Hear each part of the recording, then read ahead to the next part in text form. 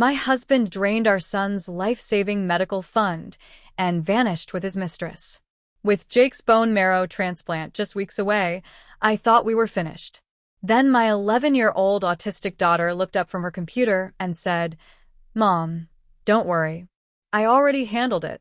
The sound of zippers and drawers slamming woke me in the morning at 5:47 on what I thought would be just another Tuesday.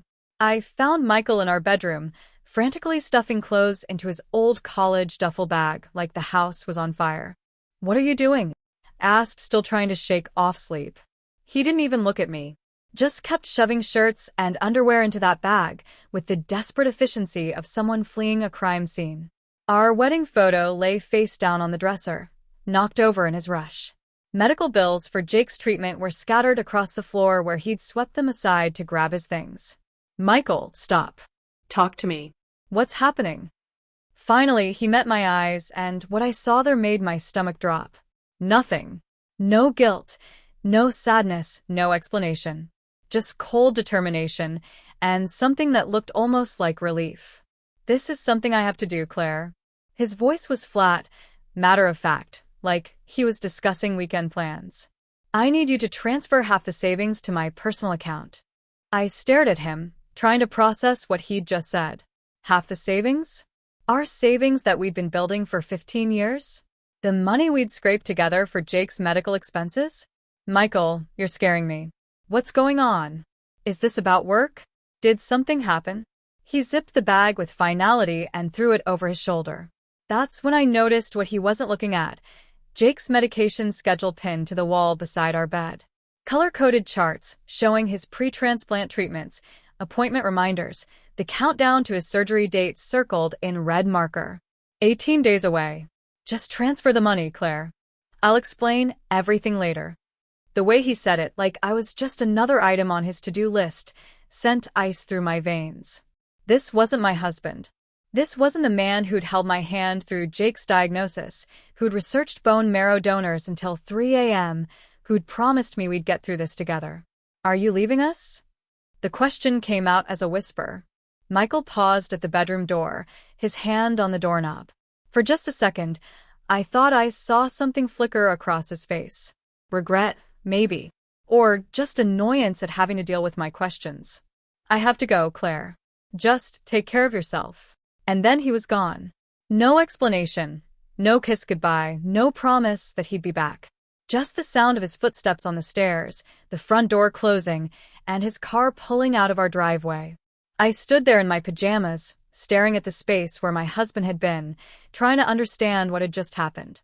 The medication schedule on the wall seemed to mock me with its cheerful colors and careful planning. 18 days until Jake's transplant. 18 days until we'd finally have our son back. That's when his words hit me like a physical blow. Transfer half the savings. The money. Oh God, the money. I ran downstairs, my bare feet slipping on the hardwood floors. My laptop was still on the kitchen counter from the night before, when I'd been researching post-transplant care facilities. My hands shook as I logged into our bank account. The page loaded, and I stared at the screen in disbelief. Our checking account showed $347.83. It should have had $15,000, money we'd been saving every month for Jake's daily expenses, his medications, the little things insurance didn't cover.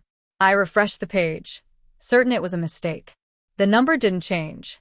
With growing dread, I clicked on our joint savings account, the one we'd been feeding for 15 years, putting away every spare dollar for emergencies, for Jake's future, for the 1,000 unexpected costs that come with having a chronically ill child. $0 My vision blurred. This couldn't be real.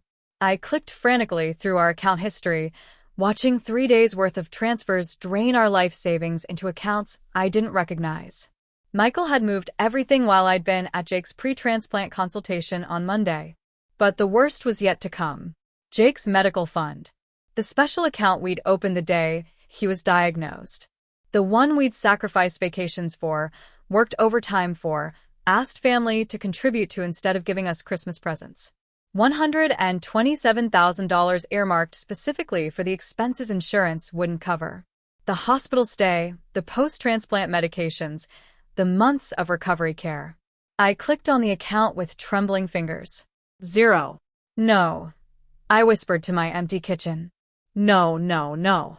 I called the bank, praying this was some kind of error, some computer glitch that could be fixed with a phone call. The customer service representative confirmed what I already knew but couldn't accept. All transfers were legitimate. Michael had full access to every account. The money was gone. Mom, Jake's voice from the kitchen doorway made me spin around. My 13-year-old son stood there in his pajamas, looking pale and thin from months of treatments. Dark circles under his eyes made him look older than his years, but his smile was still that same bright grin that had gotten us through the worst days of his illness. Hey, buddy. You're up early. I heard you talking to someone. Is everything okay? I wanted to lie, to protect him from this nightmare. But looking at his face, trusting, hopeful, already excited about finally getting healthy, I couldn't find the words. Dad had to go away for a while. I managed. Jake's smile faded. Like, for work? Before I could answer, Audrey appeared beside her brother. My 11-year-old daughter moved with that quiet precision that had always amazed me.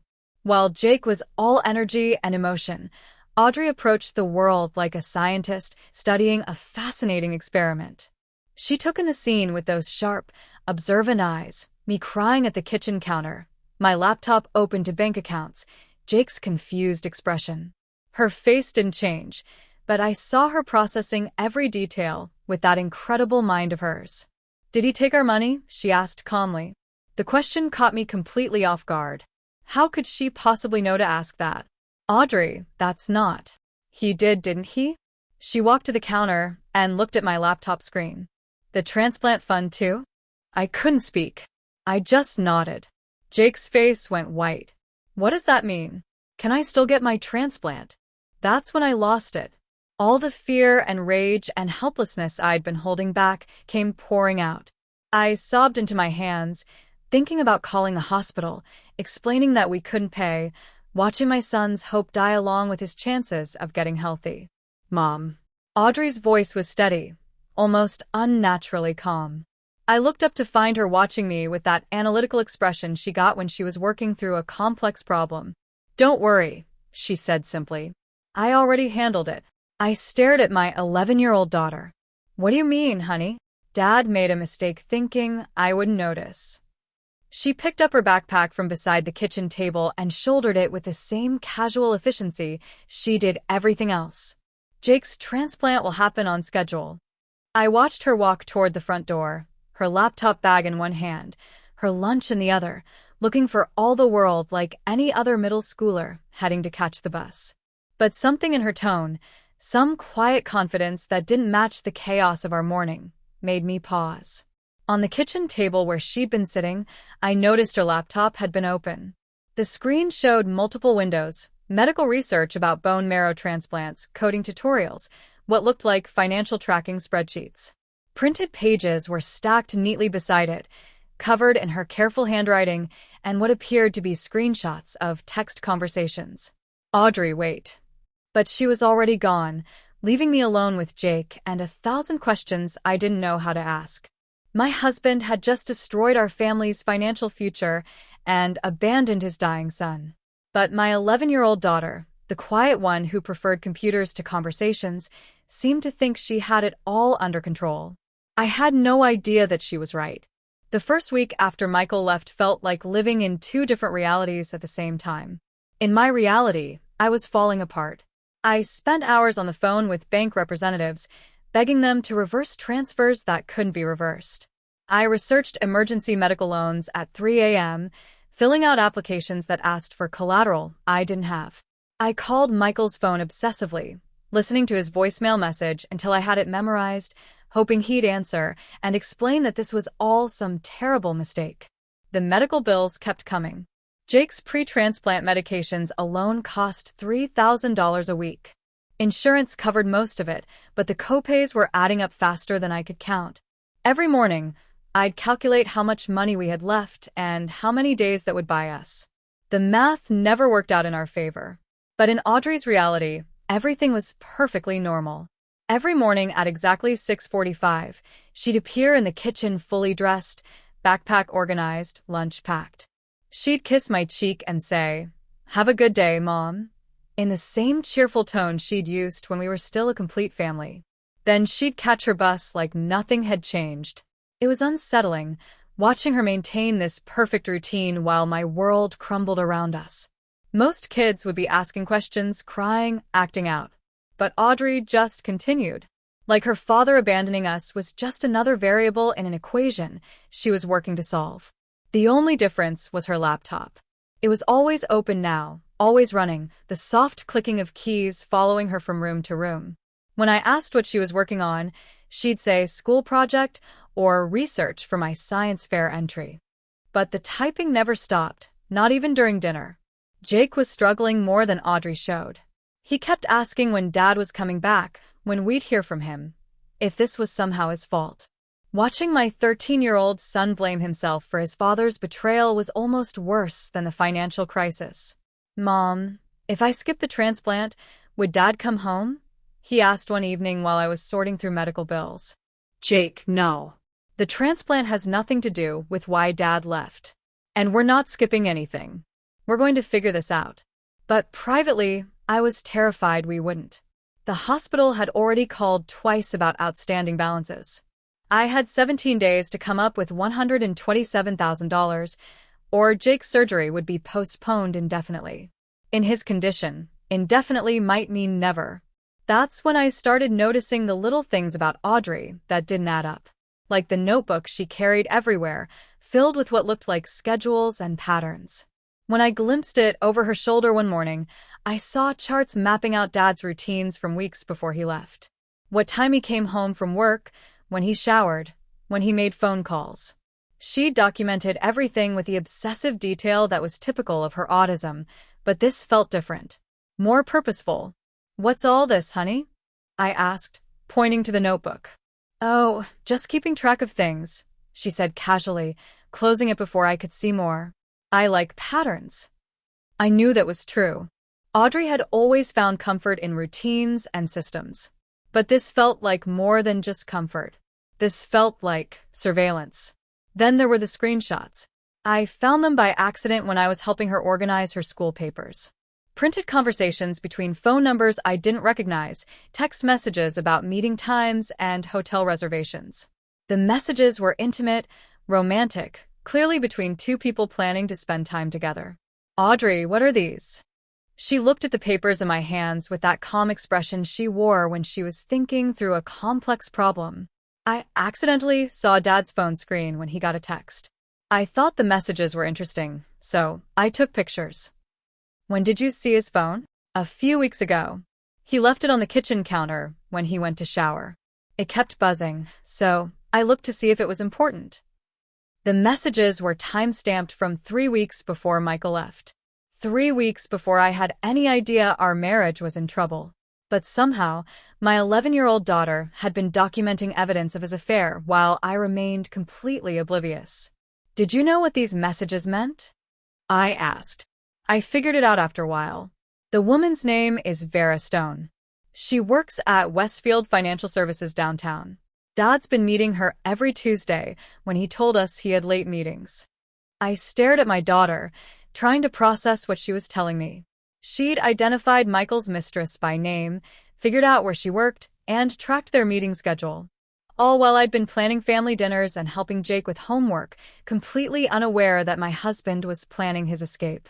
"How do you know where she works?" Her email signature was in one of the messages. I looked up the company website. Audrey shrugged like this was perfectly normal detective work for a 6th grader. She handles elderly client accounts, investment planning, and trust management. The casual way she delivered this information sent chills down my spine. But there was more. I found Dad's login information written in her notebook a few days later. Not just one password, but several, all following the same pattern. His email, his bank accounts, even his social media profiles. "Audrey, how did you get these passwords?" I watched him type them. Dad always uses the same pattern, his name, then his birth year, then whatever number makes it long enough. I figured it out after watching him log into his email a few times. She said this like it was the most obvious thing in the world. Like watching someone type their password and memorizing the pattern was something any kid would do. Have you used any of these passwords? For the first time, Audrey hesitated. I wanted to make sure he wasn't planning to hurt us. What do you mean, hurt us? Financially. I wanted to see if he was taking more money than he already had. I sat down hard on her desk chair. My 11-year-old daughter had been conducting financial surveillance on her own father. While I'd been trusting and hopeful, she'd been preparing for the worst-case scenario. What did you find? A lot of things, Mom. But don't worry. She looked up from her laptop with that same eerily calm expression she'd worn the morning Michael left. I'm fixing it. Fixing what, exactly? The things Dad broke when he decided to steal from us. The matter-of-fact way she said it made my stomach clench. There was something in her tone, something cold and determined that reminded me uncomfortably of Michael's voice that last morning. Audrey, what are you doing on that computer all day? She closed her laptop gently, making sure Jake gets his transplant on schedule. That night, after I'd tucked Jake into bed and listened to him ask one more time if Dad was coming back, I stood outside Audrey's room listening to the soft clicking of keyboard keys. It was past midnight, but she was still working on whatever project had consumed her for the past week. I should have been more concerned about her sleep schedule, her emotional state, the fact that she seemed more focused on revenge than healing. But honestly, I was too desperate to question the one person in our family who seemed to have any kind of plan. 17 days until Jake's transplant. And somehow my 11-year-old daughter thought she could save us all. I should have respected Audrey's privacy.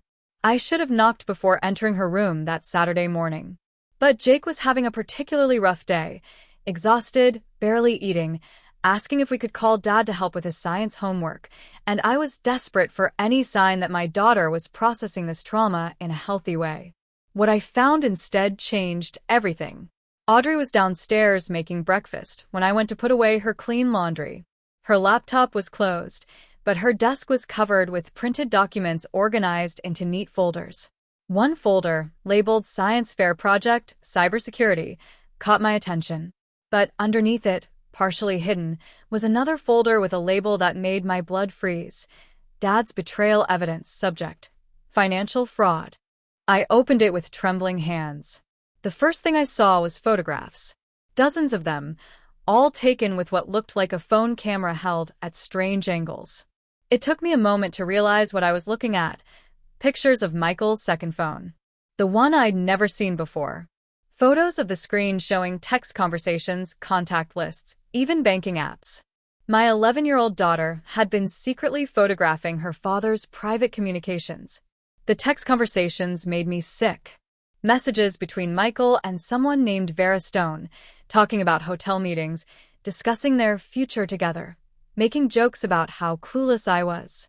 But the worst messages were the ones from 2 months ago, where they casually discussed their timeline for extracting assets and relocating permanently. They'd been planning this since January. While I'd been celebrating Jake's improving blood counts and researching post-transplant care, my husband had been systematically preparing to abandon his dying son.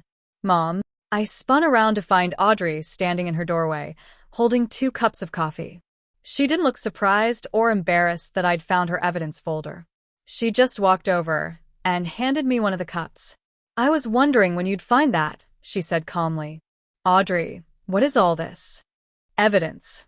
I've been documenting Dad's activities since I first noticed he had 2 phones. I flipped through more pages. Financial transaction logs showing money being moved between accounts I'd never heard of. Screenshots of email conversations between Michael and what appeared to be real estate agents in Costa Rica. Travel booking confirmations for flights to San Jose. How did you get all this information? Audrey sat on her bed and looked at me with those serious, analytical eyes. Dad isn't very careful with digital security. I noticed he had 2 phones 3 weeks ago when I saw him charging them both in his office. Most people would just assume it was a work phone, but the way he hid it when I walked in made me curious. So you photographed it? The first time was an accident. I was looking for a phone charger in his office when he got a text. The screen lit up and I could see it was from someone named Vera, saying she missed him. That seemed strange, so I took a picture to remember the name. She said this like it was the most logical thing in the world. Like secretly photographing your father's private messages was just good detective work. Then I started paying attention to his patterns. Dad's very predictable. He always used the same password structure for everything: his name, his birth year, then numbers to make it long enough for security requirements. Once I figured that out, I could access his email accounts. You hacked into your father's email? Hacked is a strong word. I just used his own passwords. Vera's email was even easier. It followed her company's standard format. First name, last initial, then simple numbers. I stared at my daughter, trying to process what she was telling me. Where did you learn how to do this? YouTube, mostly. There are lots of cybersecurity education channels that teach you how to identify vulnerabilities and document evidence. I started watching them after I realized what Dad was planning. She spoke about infiltrating email accounts and tracking financial fraud like other kids talked about video games. Calm, methodical, completely matter-of-fact. Audrey, show me everything you found. She opened her laptop and pulled up a folder that contained more files than I could have imagined. Spreadsheets tracking Michael's spending patterns. Screenshots of romantic conversations spanning months. Email threads discussing investment opportunities in Costa Rica. And worse, much worse. Dad and Vera have been planning this since January, Audrey explained, clicking through files with practiced efficiency. Vera works at Westfield Financial Services. She handles investment accounts for elderly clients, mostly retirement funds and trust accounts. What does that have to do with us? She's been stealing from her clients, Mom. Small amounts at first, just a few $100s from accounts with millions in them. But over the past year, she's taken over $2 million from people who trusted her to manage their retirement savings. I felt the room tilt around me. $2 million?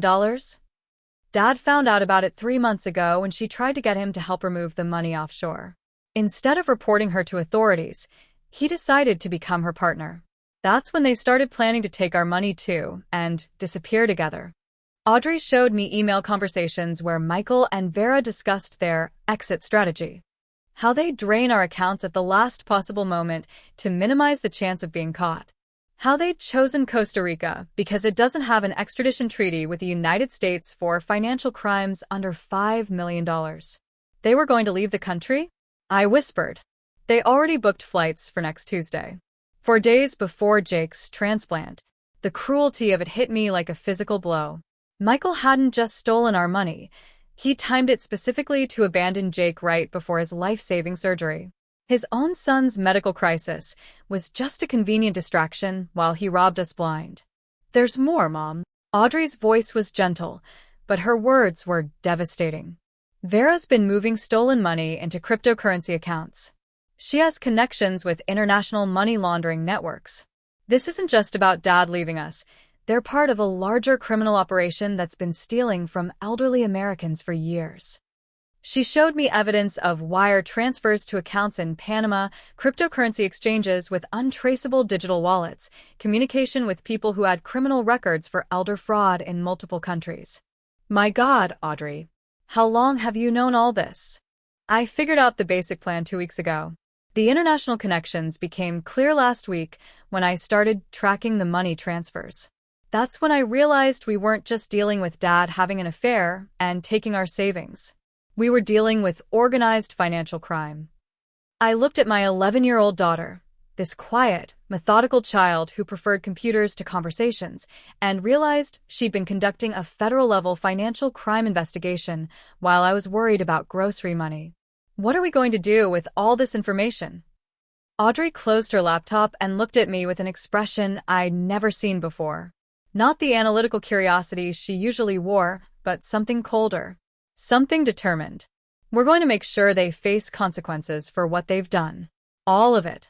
Audrey, we need to call the police or the FBI or... I already have, Mom. I sent anonymous tips to the FBI's Financial Crimes Division 3 days ago. But that's just the beginning. She stood up and walked to her window, looking out at our quiet suburban street. When she turned back to me, There was something in her expression that reminded me uncomfortably of Michael's cold determination the morning he left. Dad thought he could steal Jake's transplant money and disappear without consequences. He thought we'd be too broken and helpless to fight back. He was wrong. What do you mean? I mean, Dad and Vera are about to discover that stealing from the wrong family was the biggest mistake of their lives. The calm certainty in her 11-year-old voice sent chills down my spine. But for the first time since Michael walked out our door, I felt something other than despair. I felt hope. "Mom, I need you to see something," she said, pulling up what looked like a military operation chart on her laptop. "I've been working on this for the past 3 days, and everything's ready to execute." The screen showed a flowchart that looked like something from a corporate strategy meeting. For main branches labeled financial, professional, social, and legal, each with detailed subtasks and timelines. At the top, in Audrey's neat handwriting, Project Justice, Target, Michael Thompson and Vera Stone. "Audrey, what exactly are you planning?" "Dad thinks he can destroy our family and walk away clean." "He's wrong." She clicked on the first branch. "I'm going to show him what real destruction looks like." The financial destruction section made my head spin.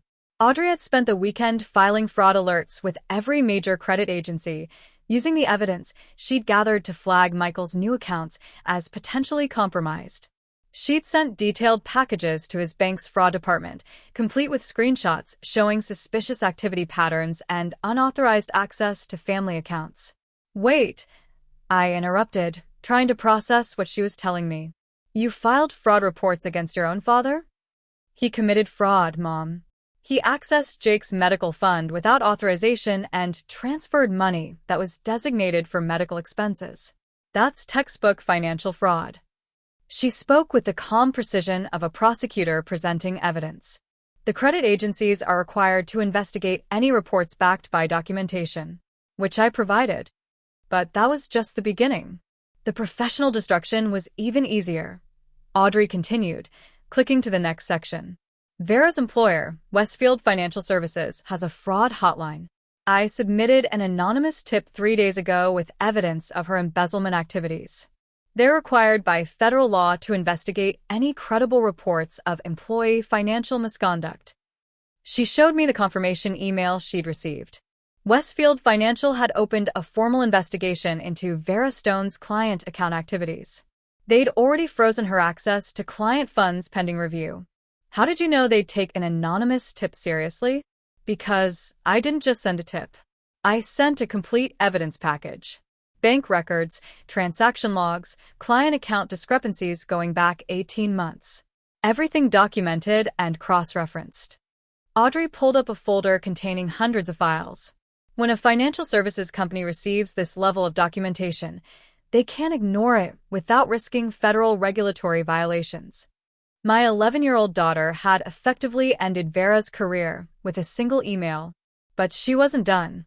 "The social destruction required more creativity," she said, opening what appeared to be fake social media accounts.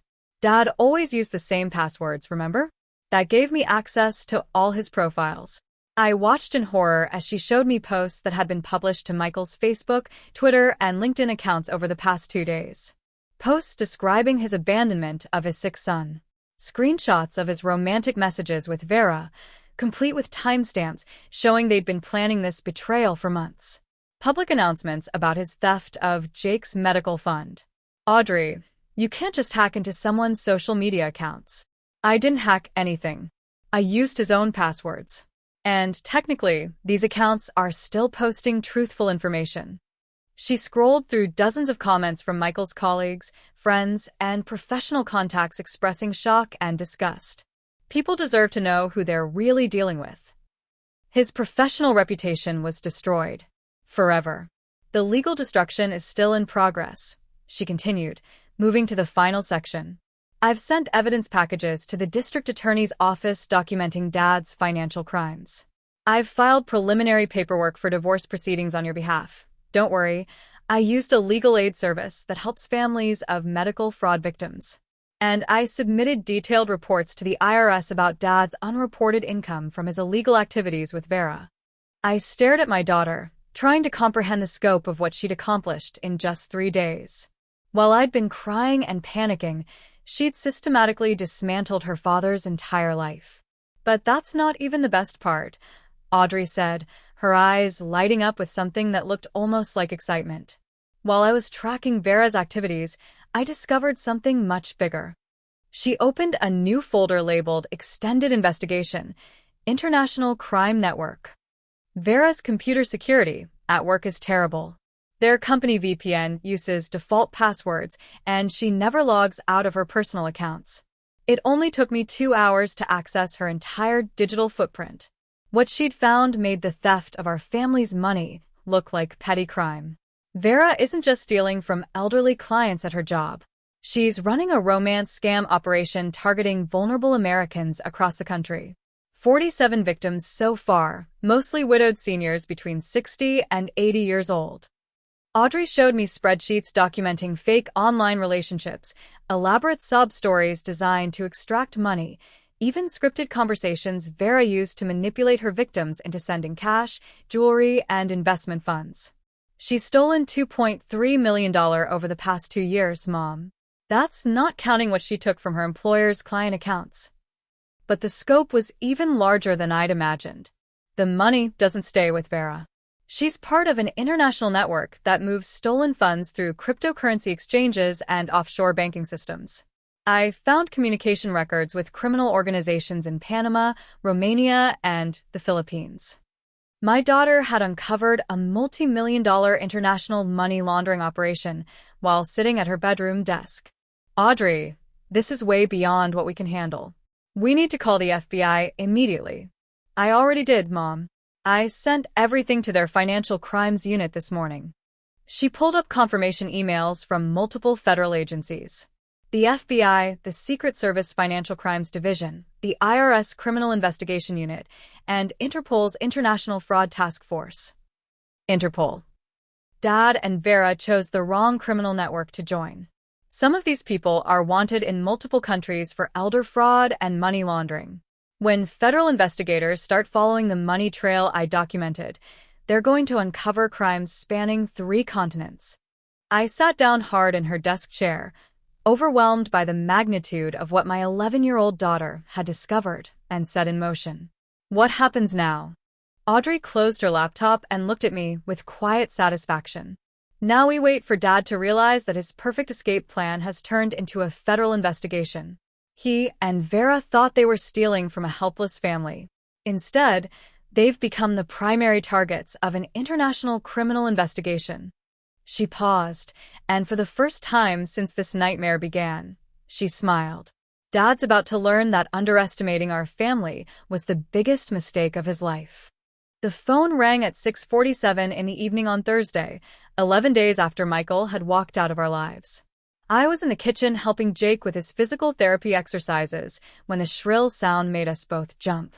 Jake had been getting weaker by the day, and every movement required effort that broke my heart to watch. The caller ID showed Michael's number. My hands shook as I answered. For a split second, some foolish part of me hoped he was calling to say he'd made a terrible mistake, that he was coming home, that somehow we could fix this nightmare before Jake's transplant date arrived. Claire? His voice was strained, desperate in a way I'd never heard before. Claire, what the hell did you do? What did I do? The question came out as a harsh laugh. Michael, you're the one who stole our son's medical fund and disappeared with your girlfriend. That's not... Look, I don't have time to explain everything right now. But something's happening. Something impossible. His words came out in a rush, like he was terrified of being overheard. My accounts are frozen. All of them. My credit cards are canceled. Vera won't answer her phone, and when I went to her office this morning, security told me she'd been arrested. I felt a surge of satisfaction, so fierce it surprised me. Good. Good? Claire, this is insane. Someone's destroyed my entire financial life. My social media accounts have been hacked. My employer received anonymous reports about theft. The IRS is demanding an audit. It's like someone with professional cybersecurity expertise targeted me specifically. He paused, and I could hear him breathing heavily. Did you hire someone? Did you get a private investigator or some kind of cybersecurity expert? Because this level of systematic destruction isn't something a normal person could pull off. Before I could answer, Audrey appeared beside me in the kitchen. She'd been upstairs working on her laptop, as usual, but something in her expression told me she'd been listening to every word. She held out her hand for the phone. I hesitated for a moment, then handed it to her. "Hi, Dad," she said in that same calm, matter-of-fact tone she used to discuss homework or weekend plans. "I told you I handled it." There was dead silence on the other end of the line. "Audrey?" Michael's voice was confused, almost disbelieving. "What are you talking about? Where's your mother?" "I'm right here. Mom's listening. I wanted to talk to you myself." Audrey sat down at the kitchen table and put the phone on speaker, like she was settling in for a long conversation. "You stole Jake's transplant money. You were going to let him die so you could run away with Vera. I made sure there were consequences." "Audrey, you're 11 years old. You can't possibly understand what's happening here." For the first time since this conversation started, my daughter's voice carried an edge of something cold. "I understand that you committed financial fraud against your own family. I understand that you planned to abandon your dying son 18 days before his life-saving surgery. And I understand that you chose the worst possible criminal partner to help you do it." "What are you talking about? Vera Stone isn't just your girlfriend, Dad. She's a professional criminal who's been stealing from elderly Americans for years. The romance scam operation, the embezzlement from her employer's client accounts, the money laundering through cryptocurrency exchanges, I documented all of it." Michael's voice rose to a near shout. "That's impossible. You're a child. You don't know anything about." "I know that Vera has stolen $2.3 million from 47 victims across 6 states. I know that she's been moving money through international banking networks connected to criminal organizations in Panama and Romania. I know that you thought you were running away with someone who could help you disappear, when actually you were connecting yourself to an international financial crime syndicate."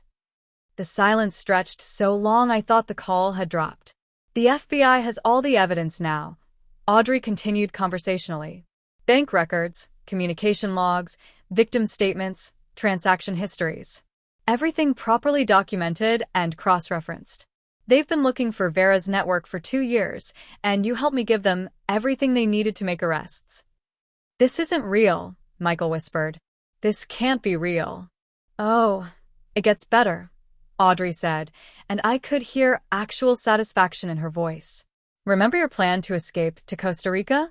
The one you thought was so clever because they don't extradite for financial crimes under $5 million. How could you possibly know about?" "Dad, I've had access to your email accounts for weeks. I read every message between you and Vera. I know about the flight reservations, the bank account in San Jose, even the rental property you picked out." She paused for effect. "The problem is, Vera's not just wanted in the United States." I watched my daughter deliver the final blow with the calm precision of a chess master making checkmate. "Vera Stone is wanted by Interpol for elder fraud in 3 countries. Romania issued a warrant for her arrest 2 years ago. The Philippines has been trying to extradite her for money laundering since 2021. And Canada classified her as a person of interest in a romance scam that targeted their citizens for over $800,000. Michael's breathing was audible through the phone. "When you decided to become her partner, you didn't just commit fraud against our family. You connected yourself to an international criminal investigation spanning 4 countries. Costa Rica has extradition treaties with all of them." That's not possible." "I already sent all your information to Interpol, Dad. Your travel plans, your new bank accounts, your communication with Vera's criminal network. They've been tracking this organization for years, and now they know exactly who you are and where you plan to go." Audrey leaned back in her chair, looking more relaxed than I'd seen her since this nightmare began. "You thought you could steal from us and disappear without consequences. Instead, you've made yourself the primary target of an international manhunt. The FBI, the Secret Service, the IRS, Romanian authorities, Philippine financial crimes investigators, and Canadian police are all looking for you now." "Audrey, Oh, and Dad? Your flight to Costa Rica, Was supposed to be next Tuesday, right? 4 days before Jake's transplant. She smiled with cold satisfaction. Vera's already in federal custody. Her accounts are frozen, her criminal network is being rolled up by international law enforcement, and every dollar she stole is being traced back to its victims. What does that mean? It means Jake's transplant is fully funded now. The government seized all of Vera's assets as proceeds from criminal activity, and victim restitution is processed immediately in cases involving medical fraud. We received notification this morning that $127,000 has been deposited into Jake's medical fund as recovered stolen property. I stared at my daughter in shock. She hadn't told me about any money being recovered. Not only will Jake get his transplant on schedule, but the additional restitution funds mean we can't afford the best post-transplant care available. All because you chose to steal from the wrong family, Dad. Michael's voice was barely a whisper. I never meant for any of this to happen. Yes, you did, Audrey replied simply. You planned all of this. You just didn't plan for me. The line went quiet for a long moment before Michael hung up. Audrey handed me back the phone and looked at Jake, who had been listening from the doorway with wide eyes. Your transplant is happening exactly as scheduled, she told her brother. And Dad won't be bothering us anymore. 3 weeks later, Jake's bone marrow transplant was the most successful procedure his medical team had ever performed. But that's not the part of the story that made international headlines. 6 months after watching my son walk without assistance for the first time since his transplant, I was sitting in Dr. Rebecca Chen's office, finally confronting something I should have addressed much earlier. Claire, I need you to understand that what Audrey accomplished would be psychologically overwhelming for most adults, Dr. Chen said gently. She exposed her father's betrayal, dismantled an international crime ring, and saved her brother's life, all while processing the trauma of family abandonment and medical crisis. I'd been so focused on Jake's recovery and our financial survival that I hadn't fully grasped what my 11-year-old daughter had endured. While I was crying and panicking, she'd been methodically destroying criminal networks with the emotional detachment of a seasoned investigator. But she seemed so calm about everything, I said. So practical. I thought she was handling it well. That's exactly what concerns me. Gifted children, especially those with autism, often compartmentalize trauma in ways that can mask their emotional needs. Dr. Chen pulled up Audrey's assessment results. We need to make sure she's processing these experiences in healthy ways. The psychological evaluation revealed something remarkable. Audrey scored in the 99.9th percentile for cognitive ability and showed exceptional emotional resilience. But more importantly, she demonstrated what Dr. Chen called protective compartmentalization, the ability to separate emotional trauma from practical problem-solving. Audrey's autism gave her advantages in this situation, Dr. Chen explained during our family session. Her systematic thinking, pattern recognition, and reduced emotional reactivity allowed her to function effectively under extreme stress. But we need to ensure she's not suppressing normal emotional responses. I wasn't suppressing anything, Audrey said matter-of-factly. I was prioritizing. Jake needed his transplant. Dad needed consequences for his actions. Emotional processing could wait until the practical problems were solved. Dr. Chen smiled. That's exactly the kind of advanced emotional regulation I'd expect from someone with your cognitive profile. But how are you feeling about everything now that Jake is healthy? For the first time, Audrey's composure cracked slightly. I'm proud that I protected our family. But I'm sad that Dad chose to hurt us instead of helping us. And I'm angry that people assume autism makes you weak when it actually made me strong enough to save everyone. The story had already exploded across social media in ways none of us expected. It started when a local reporter heard about our case, through someone at the hospital. The segment aired on a Tuesday evening, and by Wednesday morning, #AudreyTheHero was trending with over 2 million posts. Young genius uses autism superpowers to catch criminals, read the CNN headline. Parents shared stories about their own autistic children, cybersecurity experts praised Audrey's methodical approach, and medical families found hope in our story. Mom, this is weird, Audrey said, scrolling through her phone. There are memes about me now. Good ones, though. They're celebrating autism awareness instead of making fun of it. The FBI press conference made it national news. Special Agent Sarah Martinez stood at a podium surrounded by federal law enforcement officials and announced the largest elder fraud bust in Pacific Northwest history. This investigation resulted in 17 arrests across 6 countries, the recovery of over $4.2 million in stolen funds, and the dismantling of an international money laundering network, she said. This investigation was initiated by evidence provided by an 11-year-old American citizen whose attention to detail enabled us to trace criminal connections spanning 3 continents. The recognition kept escalating. FBI Director Sarah Chin personally thanked Audrey for her exceptional civic contribution to national security. The Department of Health announced that Jake's entire transplant procedure would be covered under a special program for families affected by medical fraud. MIT offered early admission. Microsoft provided a full cybersecurity scholarship. The National Center for Missing and Exploited Children requested her consultation on online predator cases. But the financial recovery was staggering. Audrey's cybersecurity guide for families sold 47,000 copies in its first month. Interview fees and speaking engagements brought in $23,000.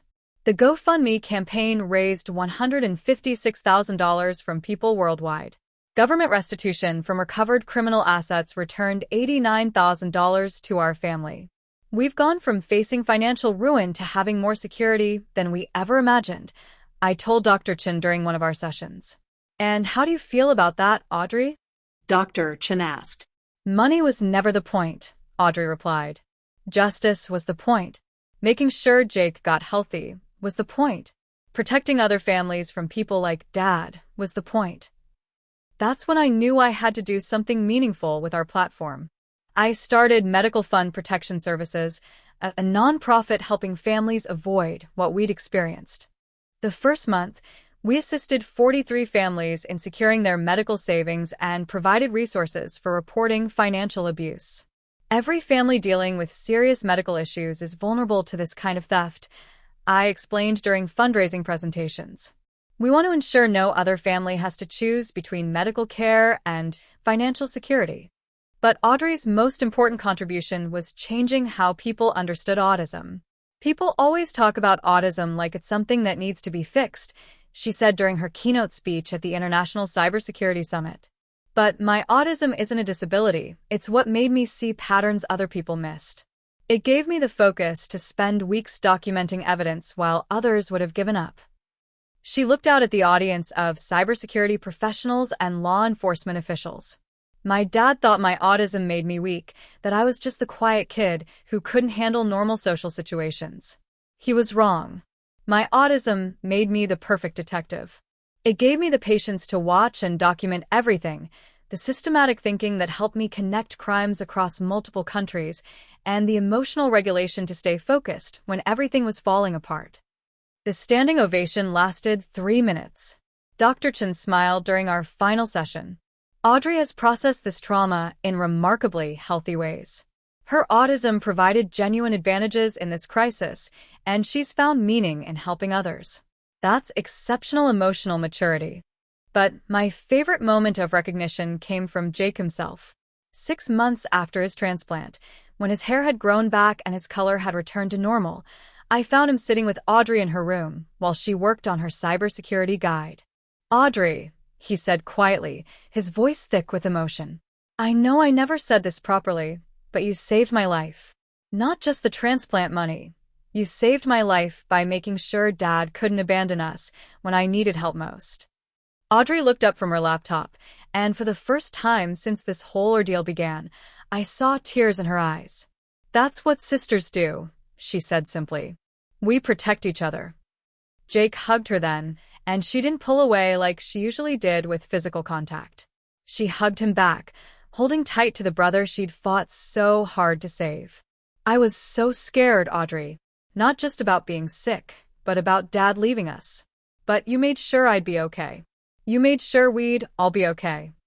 I couldn't let anything happen to you, she whispered. You're my brother. Watching them hold each other, I realized that all the media attention and FBI recognition meant nothing compared to this moment. My children safe, healthy, and together. 6 months later, Jake was completely healthy, playing soccer and making honor roll. Audrey was consulting with the FBI's cybercrime division and finishing her first book about family cybersecurity. Michael was sentenced to 8 years federal prison. Vera received 12 years plus deportation. But the real victory was simpler. 47 elderly victims recovered their stolen retirement funds. Thousands of families downloaded Audrey's protection guide. Our family was stronger than ever. Dad thought my autism made me vulnerable, Audrey said during her final interview. He was wrong. It made me unstoppable. That's what real victory looks like. If this story of a family's resilience and an extraordinary daughter's courage resonated with you, hit that like button and let me know in the comments what moment gave you hope.